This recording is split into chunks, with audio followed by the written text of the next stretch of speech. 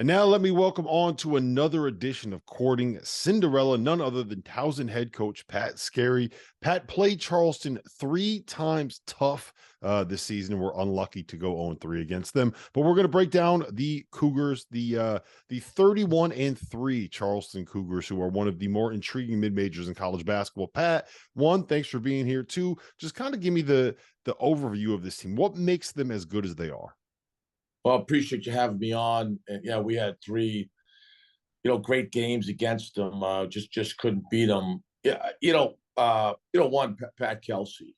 He's put together a heck of a team. I mean, I've said this before. I think should be seriously considered for the national coach of the year.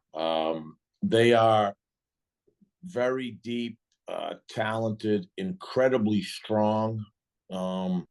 They're committed to playing fast, shooting a lot of threes, and they are relentless on the backboard. So they have a clear style, which I think is always important. You know what they're going to do. It's very difficult to stop it. And then I'd say like their personnel, they have great leadership. They start with the kid Dalton Bolin. He's kind of the heart and soul of the team. First team all league player. He sets the tone. He's got incredible energy. Competitor, he plays both sides of the ball, and then Larson kind of complements that, as a point guard. Those guys just inject great enthusiasm and energy. And then I love the kid Smith. I thought he was a defensive player of the year in our league, so he's a lockdown guy. And then they had skill. The Smith kid, two lefties. He gives you the offense from the 3-point line, and then I'm going to mispronounce the name, but Ante, number 10, I think he's a pro. I had him on our first team. I voted for like 6 of their guys, so the all-league team. I thought those guys played that well, and even though there's some other really good teams in our league, Rob, that they were just frankly better than everyone else.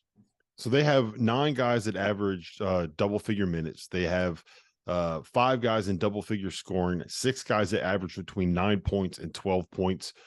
It's part of it is the balance, right? But what do you, as you're preparing to try to slow this team down, like what's the first thing you're trying to take away?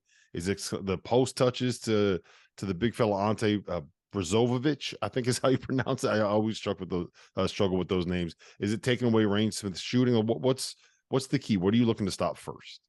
Our big keys against them were, one, we cannot commit live ball turnovers, and we have to rebound the ball on the defensive glass because they shoot almost half of their shots at threes. So our thing was, if they're out in transition or they're getting second shots, those are the best times to shoot threes. So if you don't do those two things, they're going to get up a lot of threes, and when they really get going, then they can hit you with an onslaught. So that's kind of where we started, in the hopes of, I'm not telling you can't play fast against them, but you have to control tempo and try to make them guard you in the half court. Now they play really hard defensively, but I think if you get in a racehorse game with them, I don't care who's playing against them, that's going to favor them. Mm-hmm. Hey guys, just a reminder, our sponsor for today's episode is Run Your Pool. They are hosting the Field of 68 Bracket Challenge. This year, they are giving away $1,500 in free prizes. It's all an incentive for you to get on there and find out just how good their platform is. I've been using them for my bracket pools for years. I've used them for Super Bowl squares. I use them for everything that I need to use them for. The biggest survivor pool that I'm in for both NFL and NCAA tournament is by Run Your Pool. So go check them out. The link's below. Tap in. All right, so we've seen them hang tough with North Carolina. We've seen them beat Davidson, Colorado State, Virginia Tech. They've done pretty well against teams from kind of that high major kind of a level. How deep do you think they can go in March? Like, is this a team that can win a game? Can they win 2? Can they win 3? A lot of it's going to depend on matchups and seedings and everything about March. But just what do you see their ceiling as? Yeah, honestly, I think you hit it on the head. A lot of it is matchups. They can absolutely win 2 on the first weekend, and they're a team, if they get the right matchup in the game 3, you don't want to play them on the quick 1-day turnarounds. They're used to doing that in our league, and they've got a style that's, because they're fast, they're deep. You know, Coach Kelsey does a really good job with some quick hitters after timeouts. There's a lot of them, like we call them money plays. So we spent a lot of time on them, but especially for number 2 Smith and 10 Brzovic, they run really good stuff for those guys.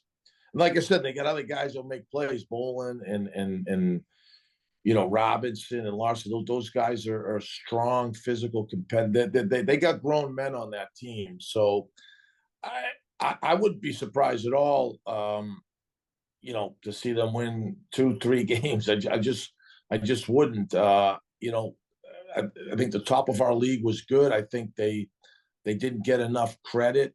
People saying that they needed to win the tournament to get in. You know, you can only play who's on your schedule, and I'm sure there weren't a lot of people lining up to play them. Yeah, it's crazy that you can be a team with 30 wins on the season and people are questioning whether or not you should be in the NCAA tournament. All right, last thing I got for you on this. We talked about what they do well. Where do they struggle? Where maybe is a weakness? What is something that maybe some of these bigger conference teams, bigger, more athletic teams can kind of exploit? Well, they're in my conference, so I want to see them do well, Rob. I don't want to give you up too much. Yeah, I think you've got to try to make it a half court game. You know, Wilmington did a great job last night. That's why it was such a war. You know, because I think that's going to limit the type of threes they get. It's not as easy to get up in many threes when you force them into a half court game. But that's why you got to take care of the ball, and you got to control backwards. So that's where, you know, I would start. Then like anything, they're not overly tall. They're certainly strong and long, and you know, we felt like we needed to try to really drive the ball, and, you know, get to the red zone against them. I thought we did that really well in the first half, and in the tournament there, but we didn't finish nearly as well in the second half. But those would be the two areas. All right. Well, listen, Pat, thank you for joining us. That was the breakdown of the Charleston Cougars, the automatic bid from the CAA.